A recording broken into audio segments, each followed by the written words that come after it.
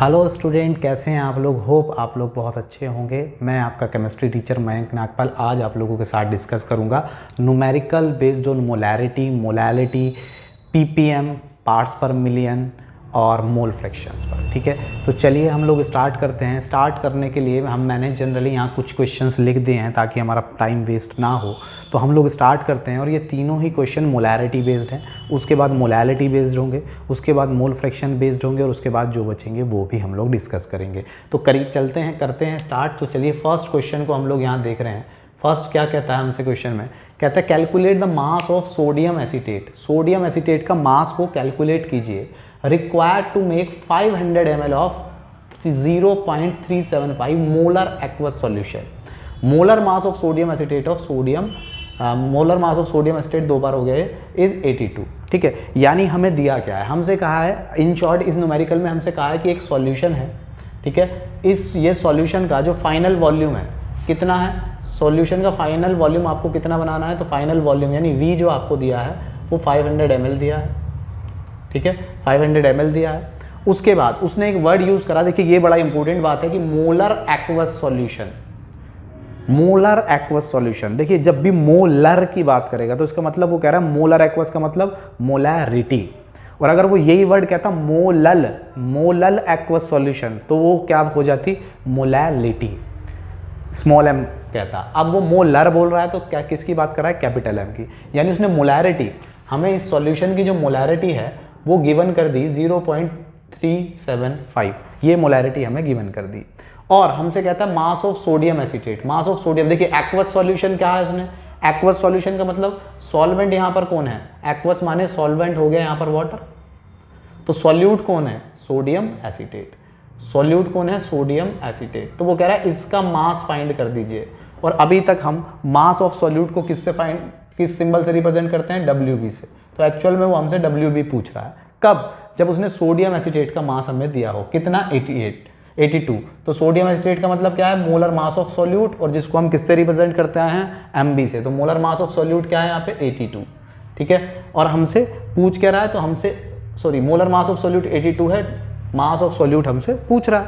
ठीक है, तो हमारे पास अगर हमसे ये पूछ रहा है तो हमारे पास फॉर्मूला क्या है मोलैरिटी के लिए, फाइनलाइज फॉर्मूला हम जो करके लाए थे, तो हम करके लाए थे मोलैरिटी इज इक्वल टू होता है mass of solute into 1000 upon molar mass of solute into volume of solution. और ये वाला सॉल्यूशन कहाँ, ml में, क्योंकि हमने 1000 से ऑलरेडी मगअप कर रखा है। तो चलिए ये करते हैं। तो मोलैरिटी कितनी है, 0.375। मोलैरिटी कितनी है, मोलैरिटी की जगह हमने मोलैरिटी की वैल्यू रख दी।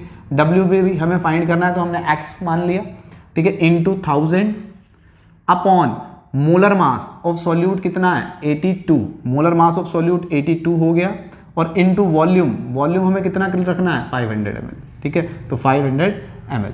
ठीक है, ये ऑल ओवर इससे 2 टाइम्स चला जाएगा और ये इससे 41 टाइम्स चला जाएगा। और जब x की मल्टीप्लाई 0.75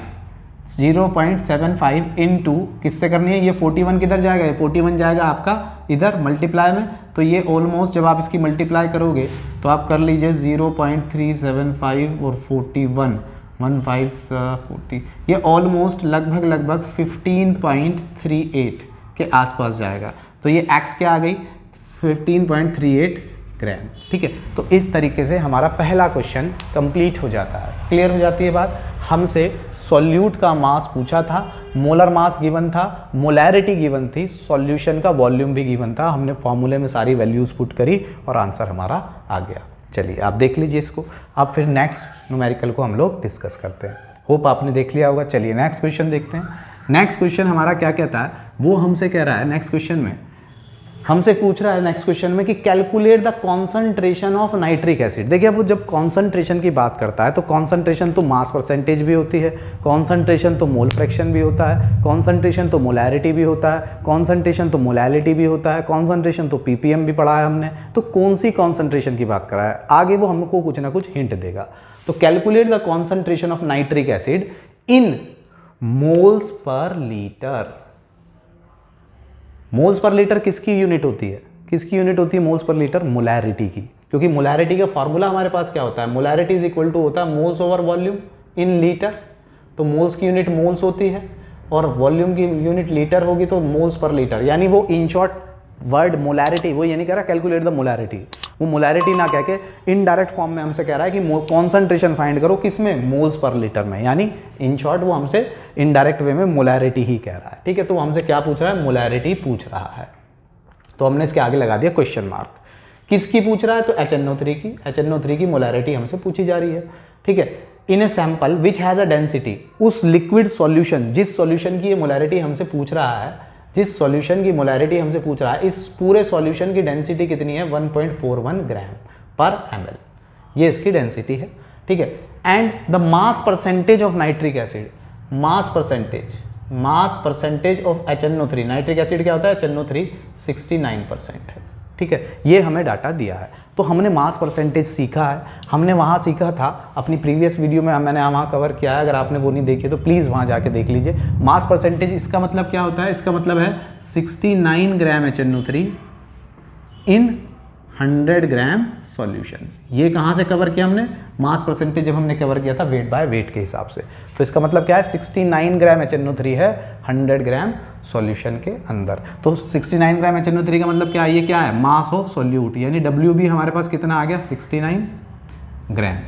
ठीक है, WB हमारे पास क्या आ गया, 69 ग्राम। और mass of solution, mass of solution हमारे पास कितना है, वो है हमारे पास 100 ग्राम, वो हमारे पास कितना है, 100 ग्राम। चलिए अब हमें मोलैरिटी फाइंड करनी है, तो मोलैरिटी इज इक्वल टू होता है मोल्स ओवर वॉल्यूम, होता है या नहीं होता है, in litre, moles over volume in litre. अगर हमारे पास moles over volume in litre होता है तो हमें सबसे पहले हमें क्या चाहिए, मोल्स, और हमें क्या चाहिए, वॉल्यूम। चलिए अगर हम बात करें तो एक फॉर्मूला हमारे पास, molarity is equal to WB into 1000 upon MB into volume भी होता है ना। अब चलिए अब हम देखें इस मोलैरिटी को फाइंड करने के लिए हमारे पास क्या क्या वैल्यूज़ हैं। WB मास ऑफ सॉल्यूट ये रहा हैगा, 1000 एक डिजिट है ऑलरेडी है। MB मोलर मास, क्या मैं मोलर मास नहीं निकाल सकता 63 का, HNO3 का, तो HNO3 का मॉलिक्यूलर वेट कितना आएगा, मॉलिक्यूलर वेट कितना आएगा 1 + 14 + 16 × 3। ठीक है, तो ऑल ओवर कितना आएगा, तो ये 14 और 1 15 हो जाएगा, और ये कितना हो जाएगा, 16 × 1 = 16, 16 × 2 = 32 और 63 = 48। ठीक है, और इन दोनों को ऐड करोगे तो कितना आएगा, 63। ठीक है, तो मोलर मास भी आ गया हमारे पास 63।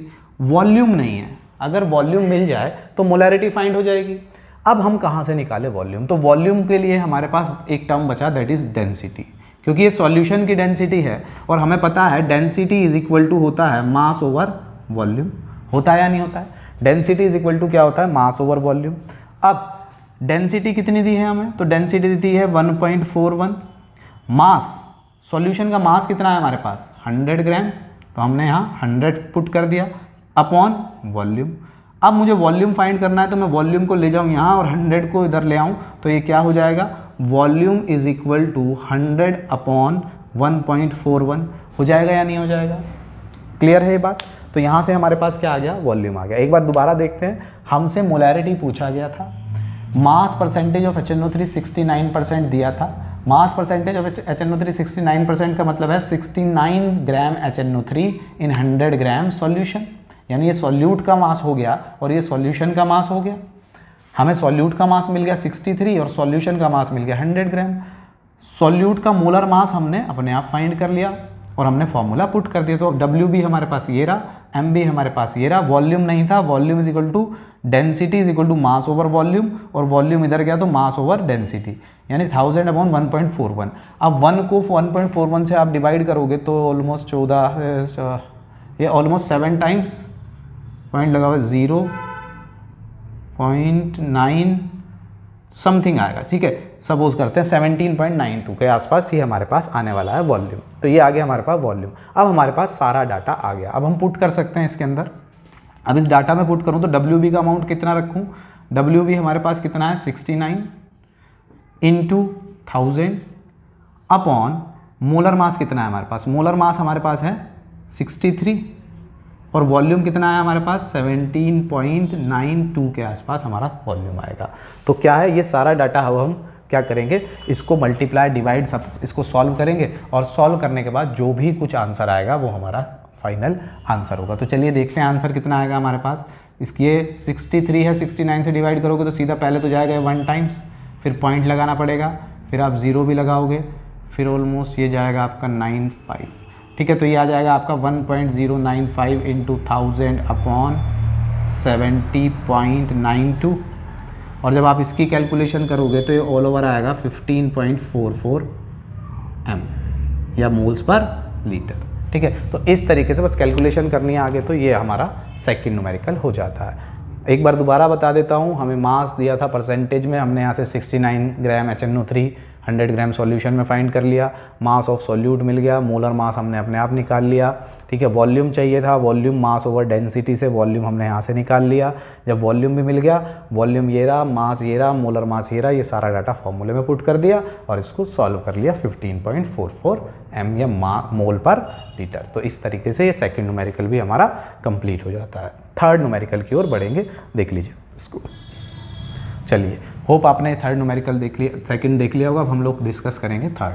अब थर्ड न्यूमेरिकल में वो हमसे क्या कह रहा है वो हमें देखना है।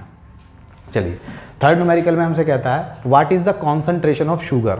शुगर की कॉन्सेंट्रेशन बता दो इन मोल पर लीटर। मोल पर लीटर का मतलब कौन सी कॉन्सेंट्रेशन पूछ रहा है? मोलैरिटी। मोलैरिटी, शुगर का मतलब C12H22O11 की मोलैरिटी पूछी जा रही है। If its 20 gram are dissolve in enough water to make a final volume 2 litre, यानी फाइनल सॉल्यूशन का वॉल्यूम कितना हो जाए? 2 लीटर हो जाए। कितने ग्राम सॉल्यूट मिलाने पर, यानी मास ऑफ सॉल्यूट कितना है? 20 ग्राम। वो कह रहा है 20 ग्राम सॉल्यूट मिलाया गया और 2 लीटर एक सॉल्यूशन बना लिया गया। तो बताइए उसकी मोलैरिटी कितनी होगी? तो हमें पता है मोलैरिटी इज इक्वल टू होता है मोल्स ओवर वॉल्यूम, और वॉल्यूम किस में? लीटर में। और लीटर में हमें ऑलरेडी लीटर में दिया है, तो ये तो डाटा यहीं ऐसी का ऐसी पुट हो जाएगा। अगर हमें मोल्स मिल जाए तो moles of solute is equal to क्या होता है? Mass of solute upon molar mass of solute. अब मास ऑफ सॉल्यूट हमारे पास कितना है? 20। मोलर मास सॉल्यूट कौन है? कौन? Sugar, C12H22O11। और इसका अगर आप मॉलिक्यूलर वेट फाइंड करते हो तो 12 × 12 प्लस 1 × 22 प्लस 16 × 11। ठीक है, तो जब आप इसको सॉल्व करोगे तो ये आएगा 144, ये आएगा 22 और ये कितना आ जाएगा? 16 को 11 से करोगे तो 11 6 जा 66 का 6 कैरी 1, 11 बन जाए 11 और 6 176। और जब आप इस सब को जोड़ोगे तो ये आएगा 342। ठीक है, तो ये आ गया 20/342। ठीक है, अब 20 को इस 342 से डिवाइड करोगे तो जाएगा ही नहीं। ठीक है, पॉइंट लगाओगे, 0 उतारोगे, फिर भी नहीं जाएगा, फिर एक 0 और लगाओगे। ठीक है, तो और फिर एक 0 लगाने पर ये हो जाएगा 2000 और 3 से जाएगा ये लगभग 5 बार 0.05। ठीक है, तो ये ऑल ओवर आपका आने वाला है मोल्स इज इक्वल टू 0.0585। ठीक है, इतने मोल्स आपके सॉल्व करके आ जाएंगे। तो मोल्स आ गए हमारे पास, तो मोल्स आ गए तो मोल्स का डाटा पुट करो यहाँ, वॉल्यूम है हमारे पास ये रहा, डाटा पुट करो यहाँ और हमारा आंसर आ जाएगा। Means molarity is equal to हो जाएगा moles over volume in litre जो होता है। मोल्स हमारे निकल के आए हैं 0.0585 और वॉल्यूम कितना है हमारे पास? 2 लीटर। ठीक है, इसको आप डिवाइड करोगे तो ऑलमोस्ट हाफ कर दो, तो हाफ करने पर आपका आएगा 0.029 के आसपास। ठीक है, तो ये हमारी कॉन्सेंट्रेशन हो जाएगी मोल पर लीटर। ठीक है, मोल पर लीटर। इस तरीके से आपका आंसर आ जाता है। तो मोलैरिटी में ये हो गया। अब इसको देखिए, फिर आगे बढ़ते हैं, देख लीजिए आप इसको। चलिए, अभी हम लोगों ने देखा था कि मोलैरिटी बेस्ड क्वेश्चन कैसे डिस्कस होते हैं। अब हम मोलैरिटी बेस्ड और मोल फ्रैक्शन बेस्ड क्वेश्चंस को डिस्कस करेंगे। चलिए करते हैं मोल फ्रैक्शन को discuss. A sugar syrup of weight 214.2 gram contains 34.2 gram of sugar. Means हमें कह रहा है कि एक हमारे पास सॉल्यूशन है और हमारे पास मास ऑफ सॉल्यूशन कितना है? तो हमारे पास मास ऑफ सॉल्यूशन 214.2 ग्राम है। ये टोटल सॉल्यूशन का मास है। और इस टोटल सॉल्यूशन के मास में शुगर यानी सॉल्यूट कितना डिसॉल्व है, यानी WB, सॉल्यूट को हम क्या बोलते हैं? WB। तो 34.2 ग्राम सॉल्यूट डिसॉल्व है। आगे वो कहता है कैलकुलेट मोलल कॉन्सेंट्रेशन। देखिए, लास्ट न्यूमेरिकल में मोलर बोला था और इस न्यूमेरिकल में क्या बोल रहा है? मोलल। जब वो मोलल की बात कर रहा है तो इसका मतलब क्या पूछ रहा है? वो मोलैलिटी पूछ रहा है, इस बार स्मॉल m पूछ रहा है। दूसरा आगे वो कह रहा है मोल फ्रैक्शन ऑफ शुगर, शुगर के मोल फ्रैक्शन भी बता दीजिए। ये सारी बातें हमसे पूछ रहा है। तो चलिए करते हैं स्टार्ट। अगर हमसे मोलैलिटी पूछ रहा है तो मोलैलिटी के लिए बेसिक हमें क्या चाहिए होता है? तो मोलैलिटी इज इक्वल टू होता है moles over weight of solvent. Moles over weight of solvent in KG में। तो हमें सबसे पहले तो चाहिए मोल्स, और वेट ऑफ सॉल्वेंट किस में चाहिए, किलोग्राम में। ठीक है, हमारे पास क्या है, तो हमारे पास सॉल्यूशन का मास है, हमारे पास सॉल्यूट का मास है, तो हम सॉल्वेंट का मास नहीं निकाल सकते क्या, हमारे पास हमें पता होता है सॉल्यूशन इज इक्वल टू होता है solute plus solvent, solute plus solvent. तो सॉल्यूशन का मास कितना है 214.2, सॉल्यूट का मास कितना है 34.2। तो क्या सॉल्वेंट का मास नहीं आ सकता यहाँ से, जब हम सॉल्वेंट का मास यहाँ से निकालेंगे तो 214.2 माइनस 34.2, पॉइंट से पॉइंट, 4 से 4, पॉइंट से पॉइंट गया 0, 4 से 4 गया 0, और ये हो गया 18। तो हमारे पास सॉल्वेंट का मास कितना आ गया, सॉल्वेंट मास आ गया हमारे पास 180, यानी सॉल्वेंट का मास हमारे पास कितना आ गया 180 यहाँ से हमारे पास सॉल्वेंट का मास है। अगर ये मास किस में आया होगा, ग्राम में, तो अगर आप डायरेक्ट रखना चाहते हो तो इसको किस में कन्वर्ट कर दो, किलोग्राम में। 180 को जब 1000 से डिवाइड करोगे तो इस 0 से 0 कैंसिल हो जाएगा, और क्या बच जाएगा 0.18 किलोग्राम। ये किसका मास आ गया, मास ऑफ सॉल्वेंट, यानी वेट ऑफ सॉल्वेंट आ गया हमारे पास। अब बारी आती है मोल्स ऑफ सॉल्यूट। तो moles of solute is equal to क्या होता है, mass of solute upon molar mass of solute. Mass of solute हमारे कितना गिवन है, मास ऑफ सॉल्यूट हमें गिवन है 34.2, शुगर का मास इतना था, और शुगर का मोलर मास कितना होता है, अभी पिछले न्यूमेरिकल में भी हमने देखा था C12H22O11 की जब हम बात करते हैं तो उसका मास निकल कर आया था 342, आया था या नहीं। डायरेक्ट याद रखिए, ग्लूकोज का 180 होता है, शुगर का 342 होता है, HNO3 का 63 होता है, H2SO4 का 98 होता है। ठीक है, सल्फ्यूरिक एसिड का 98 होता है ना, एसिटिक एसिड का 60 होता है, इस तरीके से याद, यूरिया का 62 होता है, आप डायरेक्ट याद रखिए।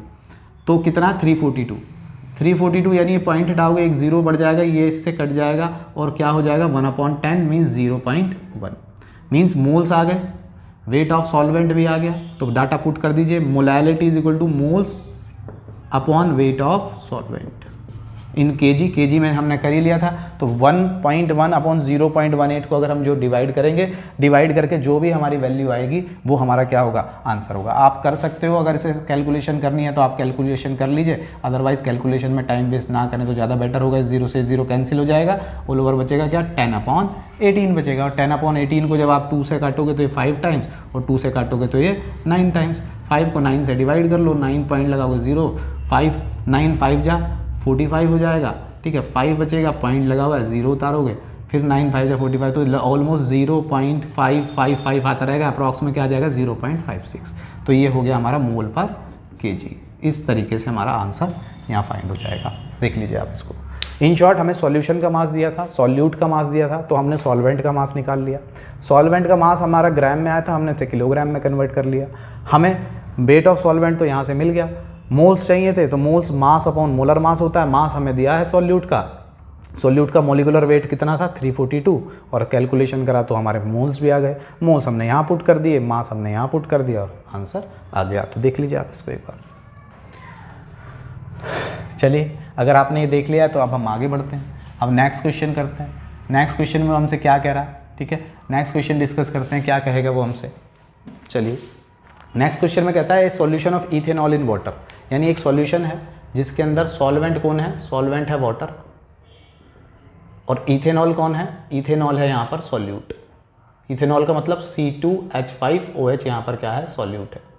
C2H5OH क्या है यहाँ पे, सॉल्यूट है।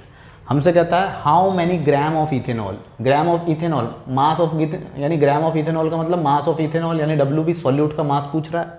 आर प्रेजेंट इन 500 ग्राम, 500 ग्राम किसमें, सॉल्यूशन के अंदर। तो ये क्या दिया है, फाइनल मास ऑफ सॉल्यूशन दिया है।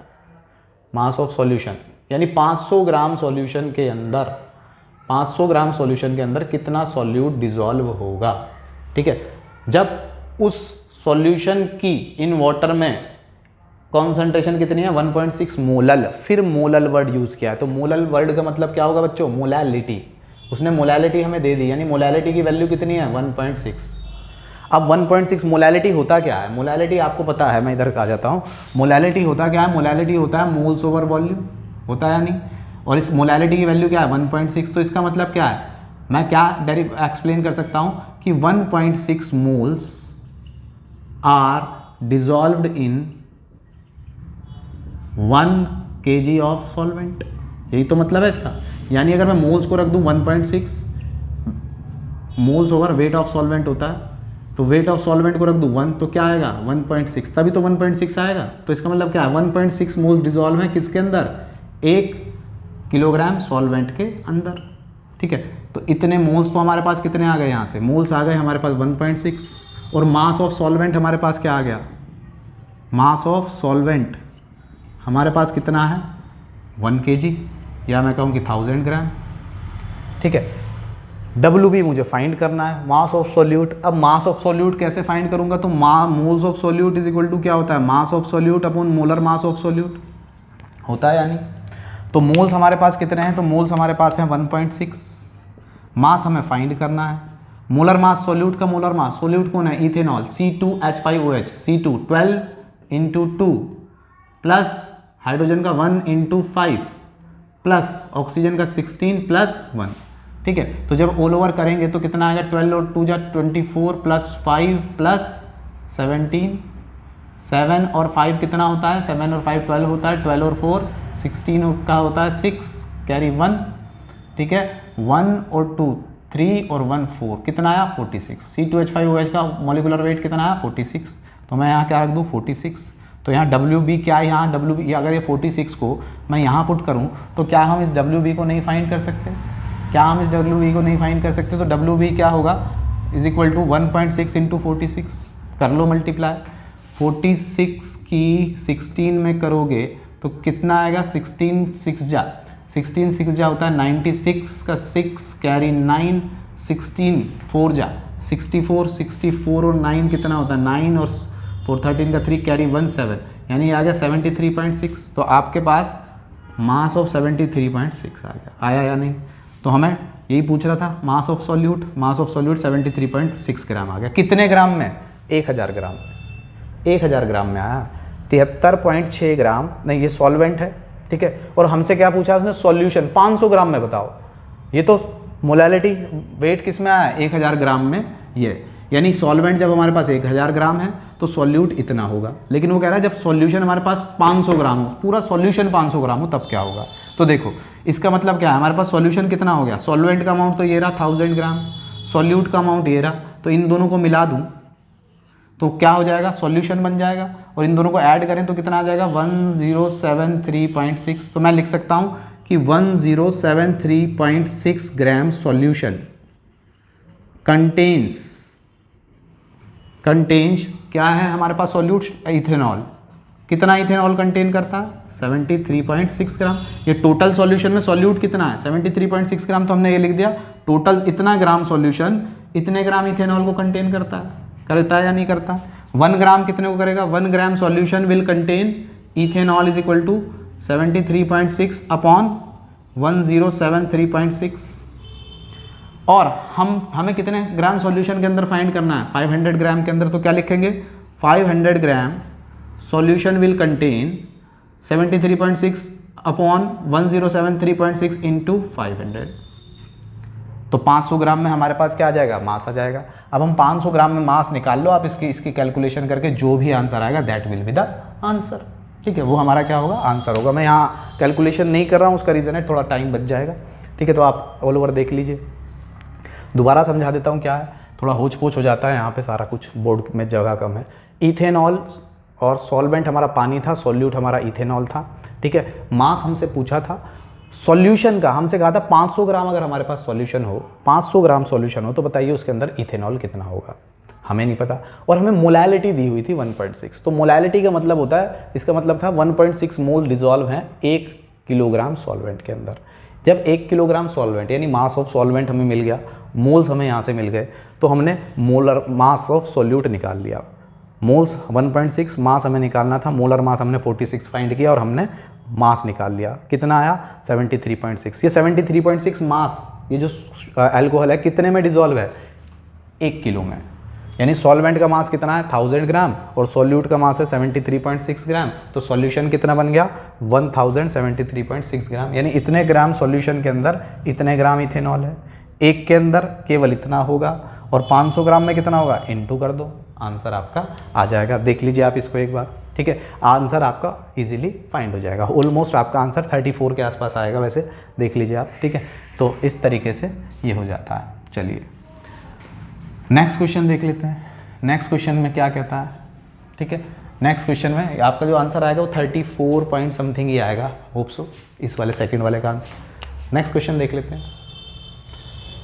थर्ड क्वेश्चन में कहता है calculate the molality, molality calculate कीजिए, ठीक है, ऑफ ए सॉल्यूशन, एक सॉल्यूशन की, ऑफ इथेनॉल इन वाटर, जिसमें इथेनॉल के अंदर पानी मिला हुआ है, पानी के अंदर इथेनॉल मिला हुआ है, in which the mole fraction of ethanol is, ये मोल फ्रैक्शन ऑफ इथेनॉल क्या दिए हैं आपको, 0.040, मोल फ्रैक्शन आपको इतने दिए हैं, ठीक है। अब मोल फ्रैक्शन अगर आपको इतने दिए हैं, क्या हमने पहले वाले क्वेश्चन के मोल फ्रैक्शन निकाले थे, मुझे याद नहीं आ रहा कि निकाले थे या नहीं निकाले थे।